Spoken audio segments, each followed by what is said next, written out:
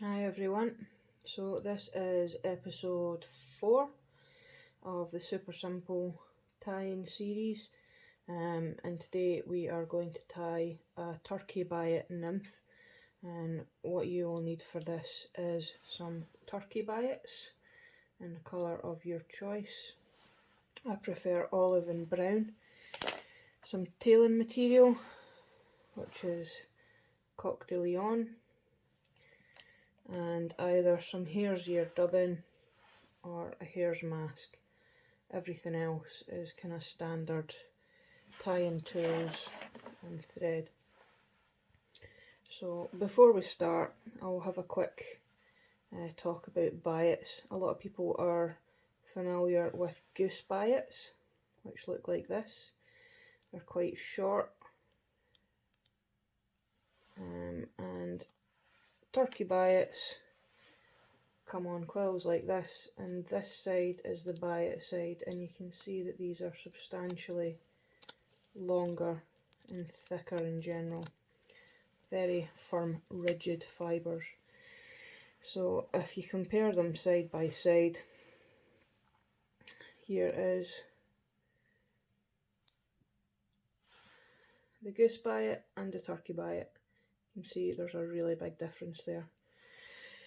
So I've got a size 16 hook in my vise with a 3mm bead, and I am going to use this tan coloured thread, and the only reason I'm using that is because it's very similar to the hare's ear material that I'll be using as a collar at the end, but you can use any thread you like. So I'm going to start my thread behind the bead, bring it down a little bit and bring it back up, and we can get rid of this waste piece.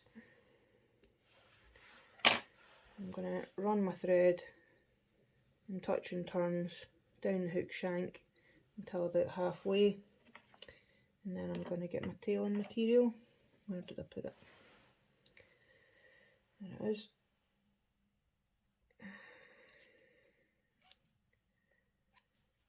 And I'm going to use a few more strands than I would normally use for smaller nymphs, so I'll grab a nice wee bunch of them. Pull it 90 degrees for the stem and then tear them off, and the tips should be nice and lined up. So eyeball it and have a look at how long you want your tail to be, about the same length as the body, a little bit longer, a little bit shorter, personal preference. So I'm going to do a pinch and loop and have a look at the length, see if I'm still happy with it. Quite happy with that. If you're not, you can grab the ends and shuffle it about and get it to sit however you would like it to sit. Because I've just messed with that, it's went round the side, so just bring it back on top. Another loop over the top, and then start tying back until we get to the point where the hook starts to bend. Then I always take a wrap of thread underneath the tail, and that'll just prop it up and separate the tail fibres a little bit, and then I wrap back over the top. Before we go back up the fly with the thread, I'll get rid of this excess material here and just cut it off with a wee bit to spare, so that when we tie it in it'll be more secure.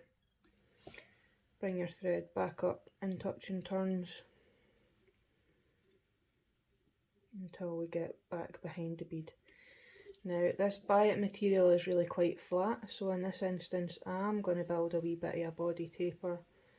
So I'll take it about 3/4 of the way down and then back up, and then about halfway down and then back up until it creates this kind of cone shape. Once you're happy with that, you can start winding this back down until we get to almost the back, not quite, but 2/3 of the way down. And then we'll get our biot, and when you look at these biots, they're curved. You'll see that the point kind of comes in this way. It's convex and concave, and the concave side is the side that we want to tie into our fly. So I'll put that onto the side of it, just by the tip, hold it in place and do a pinch and loop, and then tie it back in until we get back down to the tail. Now we can just bring our thread right back up to the top again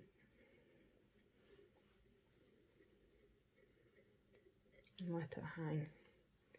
It does like to get in the way, so I'm just gonna, hopefully it didn't mess with the camera too much, I'm gonna stick it out of the way on my bobbin holder. And for the sake of simplicity, I'm going to use hackle pliers just to help me wind it. Now be careful, because hackle pliers can slip, and it's a bit of a pain in the bum when it happens. So I'm going to start wrapping this round, and what you want, you'll notice that this is the tricky bit, and this is always the tricky bit, is to get it to behave itself and sit the way that you want it to sit.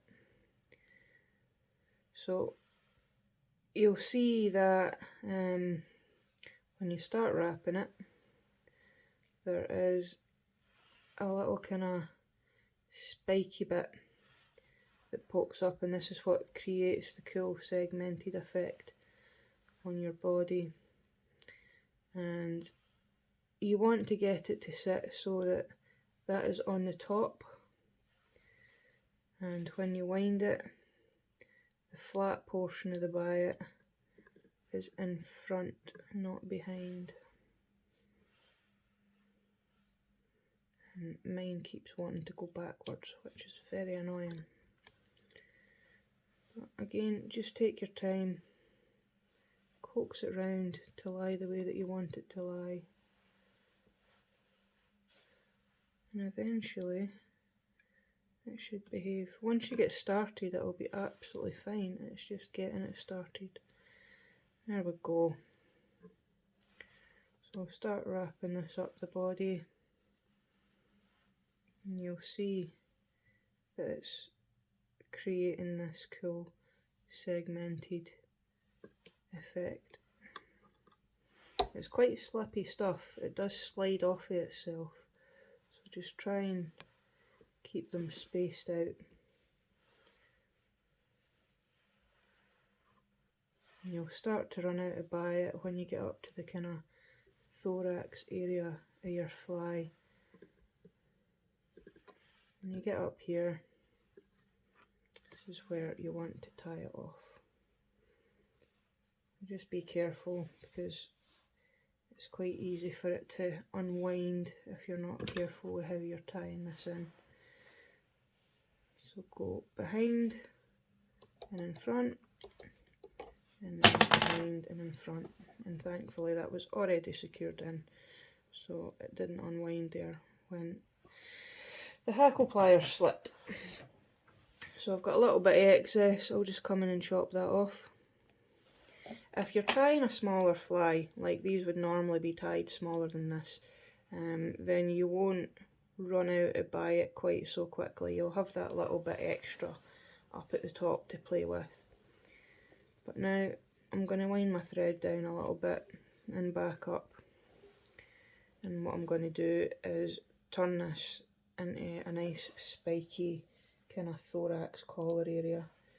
So we'll get our hare's mask, or hare's ear dubbing, whatever suits you best, and I'm just going to use my fingers to kind of pull a bit out, try and get a nice even mixture of the spiky guard hairs and the under fur. That'll help it to grab onto the thread a bit better. And if you do have dubbing wax, this is a good time to use it. If you don't, it'll be a little bit more difficult to get it to take hold, but it will. So just persevere with it. So a little bit at a time, just wind that on. Keep it nice and loose, because you want all of these spiky bits to be quite loose and all over the place and messy. So take that up to the top.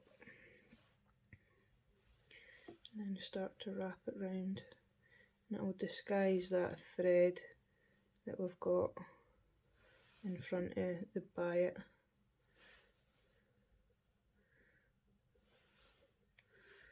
Right, that's plenty.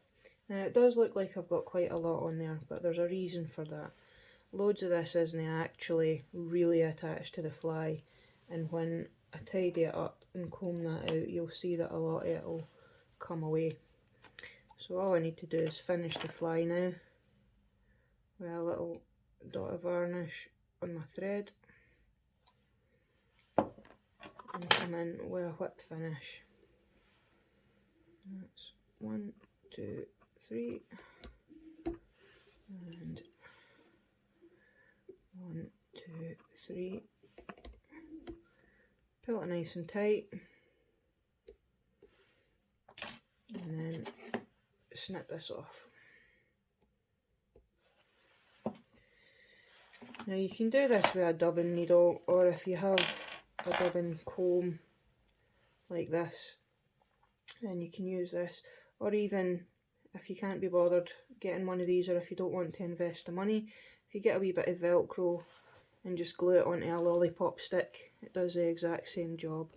So I'm just going to use that Velcro side to tease out these spiky fibres, and then I'm going to go in with my fingers and just pull on anything that seems like it's too long or just a little bit too much, and then just tidy it up by pushing it all back a little bit.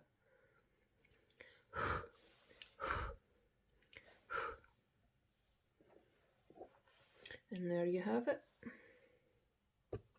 This is the finished biot nymph.